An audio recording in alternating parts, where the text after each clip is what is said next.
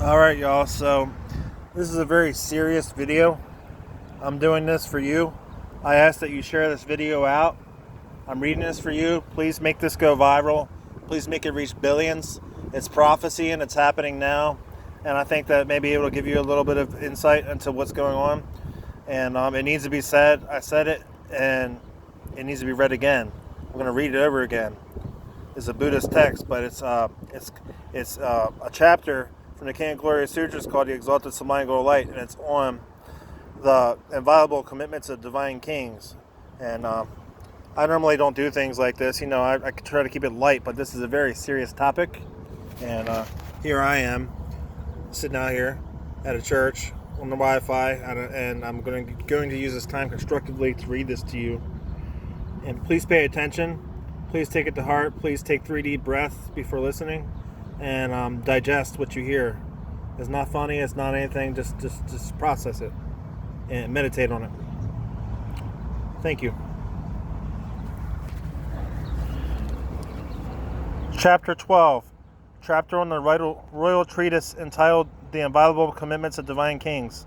Homage to the Tathagata, the Arhat, the fully enlightened, Ratna Kusamaguna Sagara Vaidurya Kanaka Kagiri Suvana Kanchana Prabhasa Shri.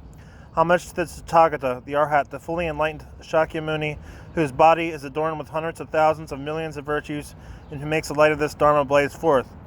Homage to the great goddess Shri, endowed with boundless virtue, grain, and good fortune. Homage to the great goddess Sarasvati, endowed with limitless qualities. Then at that moment, King Balendra Ketu said this to his son, King Ruchira Ketu, whom he had enthroned and who had been not long in the royalty. Son, there is a royal treatise called The Inviolable Commitments of Divine Kings, which not long after I was enthroned, I received from my father, King Virendra Ketu.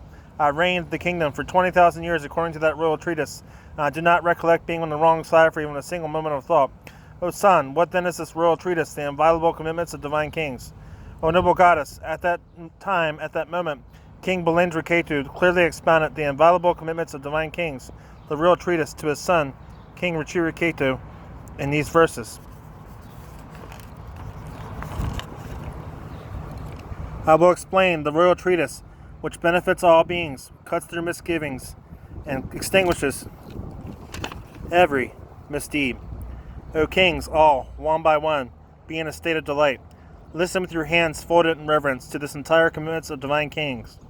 Here at Vajrakara, the kings of mountains, when the divine lords assembled, all the royal protectors stood up to ask Brahma, the divine king, O Brahma, you are the principal god, you are the Deva king. May you cut through our qualms, may you dispel our doubt. Why is a king born among humans called divine? For what reason is he called divine son? Born in the world of humans, he would be a human king. How do gods wield divine kingship among men? When the Lord Brahma was asked thus by the protectors of the world, Brahma, the chief of gods, replied in this way.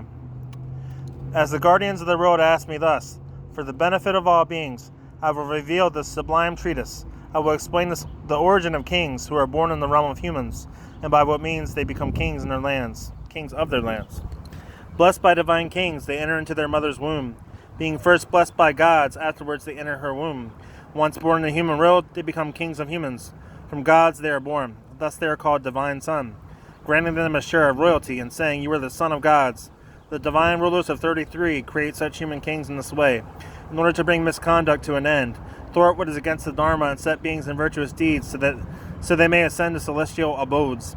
The kings of humans, be they Gandharva, Rakshasa, low caste, human, or god, bring the end of evil deeds. These human lords, blessed by devas to show actions ripening effects, are like parents to those who engage in virtue. They are empowered by gods to show the fruition of deeds, of actions done well and wrongly done in this life.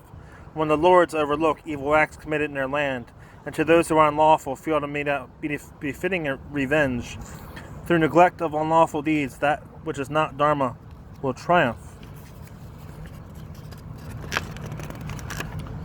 Conflicts and clandestine acts will befall the region over and over again. The Lord of Gods will be enraged in the palatial dwelling of the 33. When a king overlooks the presence of evildoers in his region, terrible clandestine acts will ruin and destroy that land. Upon arrival of a foreign army, the country will utterly succumb. Resources and race, too, will fall away. Those who amass wealth through trickery and deceit will rob each other entirely of means. When a king does not perform the function for which kingship had been bestowed, he demolishes his own realm, as the elephant lord destroys the lotus pond. Unfavorable winds will arise. Unfavorable rains will fall. The sun and moon will be unfavorable, and likewise the planets and stars. Where a king is negligent, famine will descend upon the land. Seeds, crops, and flowers and fruit will cease to grow and flourish. When a king overlooks those who do wrong in his realm, unhappiness will befall the gods in their abodes. The kings of gods will lament to each other. Unlawful is this king, for he remains on the side of the lawless. Before long, the king will incur the wrath of the gods. When the gods reveal their rage, his kingdom will wither away. Mayhem will prevail in the land. By weapons too it will give way. Covert acts, strife, and disease of every variety will come to be. Overcome by rage, the Lord of gods and gods too will ignore him. That land will lie in ruin, anguish the sole company of that king. He will lose his beloved ones, brothers, and even sons. From his beloved wife too he will part. His daughters will meet with death. Shooting stars will rain down. Likewise mock suns will shower. Fear of foreign armies and famine will greatly occur. His valued minister, beloved elephant, and cherished camels will die too. People will pillage one another, seizing homes, resources, and wealth. Region by region, throughout the land, they will slay one another with arms.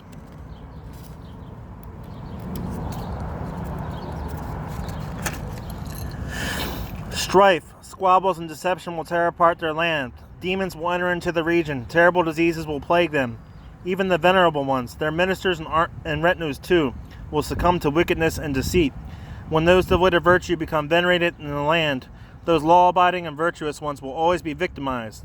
When the wicked are honored and the virtuous persecuted, three things, stars, water, and wind, will become calamitous there. When the wicked are embraced, three things, the flavor, essence, and power of the sublime Dharma, the strength of beings, and the quality of the earth will utterly perish. When the corrupt are esteemed and the sublime dishonored, three things, famine, thunderbolts, and death, will occur in that place. Fruit and crops will have no taste and no potency thereafter. Beings sickened with disease will fill those regions completely. Large, sweet fruit will shrivel, becoming bitter and sharp. Play, humor, and fun, the pleasures of previous times, now rife with infinite delusion, will lose the touch of joy. Fruits and crops will lose their succulence and force. They will cease to nourish body, elements, or senses. Pale and lacking complexion, beings will become weak, feeble, and without strength. Though they may consume much food, they will remain unfulfilled. Their strength, prowess, and energy will disappear. The country will become a mass of beings utterly without vitality. Multitudes of beings will become afflicted by various illnesses. Due to various cannibalistic deeds, there will arise inauspicious planets and stars.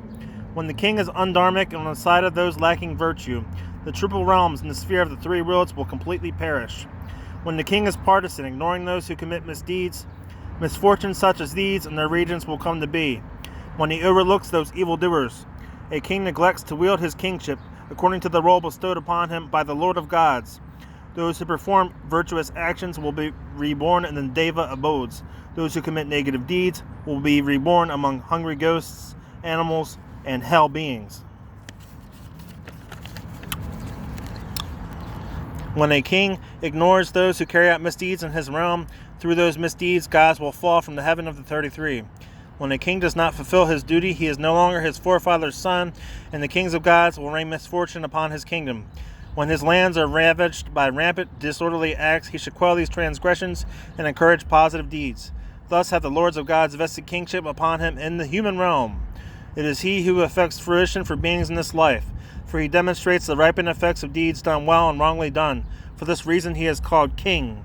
For his own welfare and that of all others, for the sake of order in that land, he is blessed and approved by hosts of gods. In order to bring harmony to his kingdom, he should renounce life and sovereignty and subdue the wicked and sinful in his domain. Should he tolerate lawlessness and wittingly ignore the unlawful, no other threat could be as terrible as this. As evil and wickedness arise, if those responsible are not indicted, the country will be overrun by utterly objectionable criminals. As elephants demolish great pools, so these regions will be destroyed. As the abodes of the gods perish, the kings of gods become wrathful. Then all things in that realm will be doomed to misfortune. Hence, those who commit misdeeds must be tamed according to their crime. In the realm protected in keeping with the Dharma, the king should not commit unlawful deeds. Giving up even his life for the sake of justice, he should never succumb to bias. Should even once the king take the side of people related and unrelated, or of any person in his realm, he will utterly fall into prejudice. The fame and renown of that king who is virtuous and Dharma fills the triple roads, and makes the lords of gods happy in the dwelling of the 33. Those gods will say, our son in Jambudvipa is such an honest king, establishing beings in virtuous deeds. He rules his realm according to the Dharma. Through good deeds, this king helps beings arrive in our lands. He fills the abodes of gods with devas and their divine sons. As he rules his realm according to the Dharma, we kings of gods are indeed well pleased. Being pleased, the kings of gods will offer protection to this human king. The sun, the moon, and likewise the stars will move well. The wind will arise in due time. The winds will arise in due time. In due time, too, rain will fall. Prosperity will be ensured in the gods' abodes, and likewise in the realm of the king. Gods and gods' divine children will always abound in that place. Hence the king should forsake his own cherished life, but never give up the Dharma jewel. To ensure the welfare of the world, he should seek company with those sublime ones, fully adorned with virtue, happy with their people, and renounced from sinful deeds. Protecting his realm according to the Dharma, teaching well the laws of the Dharma too. Those engaged in virtue should be encouraged, and he himself must refrain from evil deeds. When those who do evil deeds are accordingly tamed, a year of abundance will ensue. Magnanimous will be the king, possessed of renown and fame, who reigns his subjects in peace. This ends the 12th chapter, the chapter on the royal treatise, entitled The Inviolable Commitments of Divine Kings, from the King of Glorious Sutras, the Sublime Golden Light.